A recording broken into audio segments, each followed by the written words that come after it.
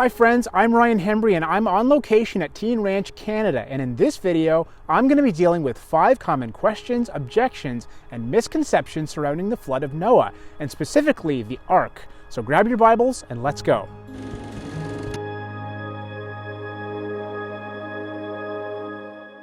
Then the Lord saw that the wickedness of man was great in the earth, and that every intent of the thoughts of his heart was only evil continually. So the Lord said, I will destroy man whom I have created from the face of the earth, both man and beast, creeping thing and birds of the air, for I am sorry that I have made them. And God said to Noah, Make yourself an ark of gopher wood. Make rooms in the ark and cover it inside and outside with pitch. And behold, I myself am bringing floodwaters on the earth, to destroy from under heaven all flesh, in which is the breath of life. Everything that is on the earth shall die. Okay, so let's face it. While there are those who think that the Bible is the world's greatest book, its harshest critics think it's the world's greatest book of fiction.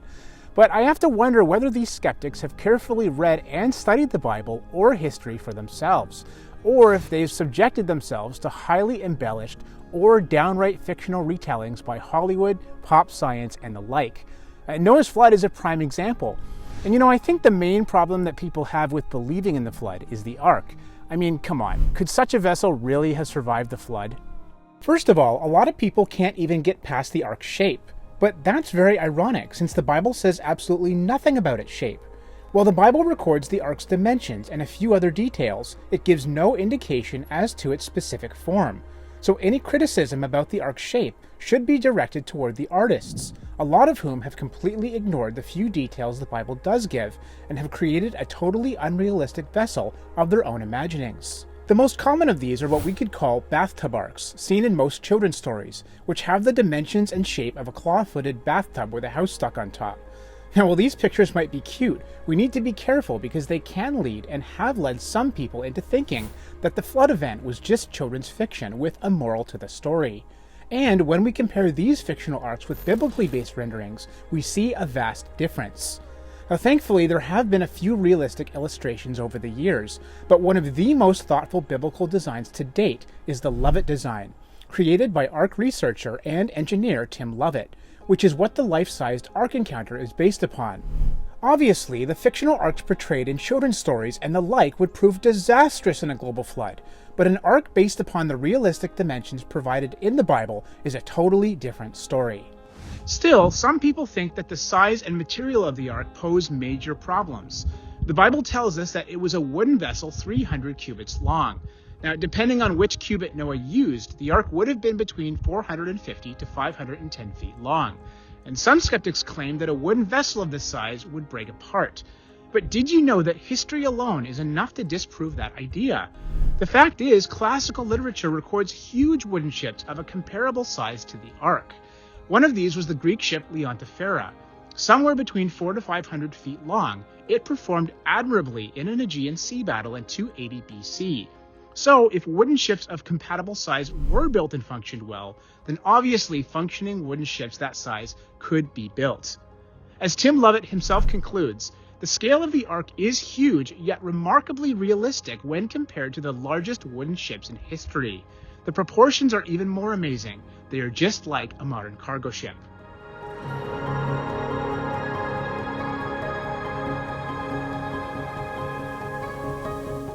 Now, of course, many people have serious doubts that Noah even had the brains to create such a seaworthy vessel.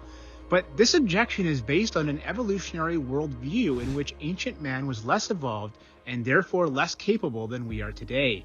Man's evolutionary story begins with cavemen and bone tools, painstakingly developing crude technology over countless centuries. That's why Noah is often imagined as a primitive nomad chipping away with stone, bone, and wood implements. This version of Noah definitely could never have made such a seaworthy vessel. But this portrayal of Noah, like the storybook depictions of the ark, is fictional and unbiblical. It's also unhistorical. In reality, people in Noah's day, both before and after the flood, were much more intelligent than skeptics credit. The ancient pyramids, ships, and other ingenious artifacts testify to that. As a matter of fact, the ability of ancient builders is such a mystery to evolutionists that some think that they had help from extraterrestrials, an idea for which there is absolutely zero evidence. People in Noah's time were also not limited to stone and bone tools. As the Bible clearly explains, Tubal-Cain, who lived centuries before Noah, forged all kinds of tools out of bronze and iron. This means that before the flood, there was no bronze or iron ages. One person conquered both metals, and Noah had them at his disposal. Another thing that Noah had at his disposal was time, although it's not as much as some people think.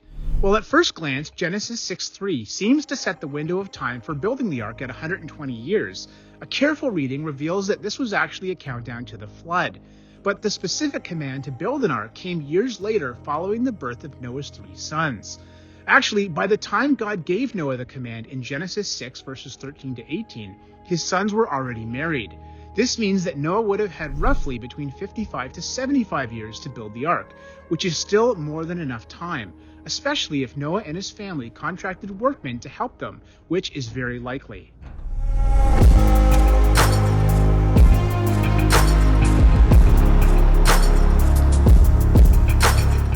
Another major criticism about the ark has to do with the animals. I mean, how could Noah have possibly fit all of the millions of different species of animals on the ark? But there are two main mistakes that critics make here. The first is that they equate the biblical term kinds with species, but in most cases they aren't the same. As a matter of fact, the created kinds of the Bible are more comparable to the family level of our modern classification system, which is much broader. But what exactly is a kind? Well, there are a lot of different factors to consider. A good rule of thumb is if two things can breed together, then they are of the same created kind. Take dogs as an example. All species of dogs, whether wolves, dingoes, coyotes, or even domestic dogs, can all breed with each other. So, all dogs belong to one family or kind. So Noah didn't have to take all the different species of animals on board, but only their representative kinds, a male and its female. So one pair of dogs, one pair of cats, one pair of horses, and so on. So as you can imagine, this drastically reduces the amount of animal life on board the ark. The second error skeptics make here is to include on the ark types of organisms that were not specified as designated passengers, like plants, fish, and even microbes. It's true, according to the Bible, God only required Noah to take aboard air-breathing animals of the land and sky. Okay, so how many animals were actually on the ark? Well, I'm not going to pretend that it's an easy answer. The truth is that it's a very complex subject, but researchers have been able to estimate minimum and maximum numbers. So at minimum, there were around 1,000 animal families, which would be roughly 2,000 animals total. But at the absolute maximum, there could have been up to 8,000 kinds, or 16,000 individuals. Now, taking this maximum figure with a smaller ark of 450 feet would be the worst case scenario. And yet the total amount of space used on the ark would still only be about 46.8%. That said, a more realistic scenario is that the total number of animals on the ark was less than 3,200, and the ark was most likely built according to the longer cubit, which means there would have been a lot more room.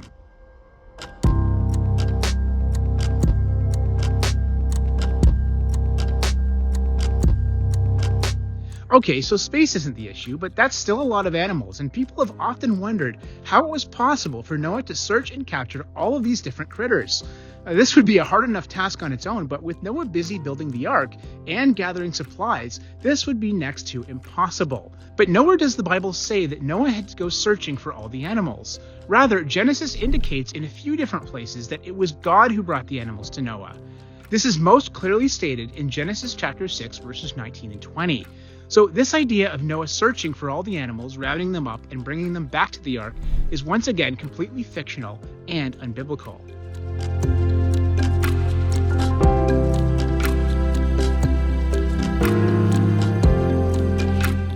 Now, unfortunately, even some believers have been guilty of misreading the Bible at times.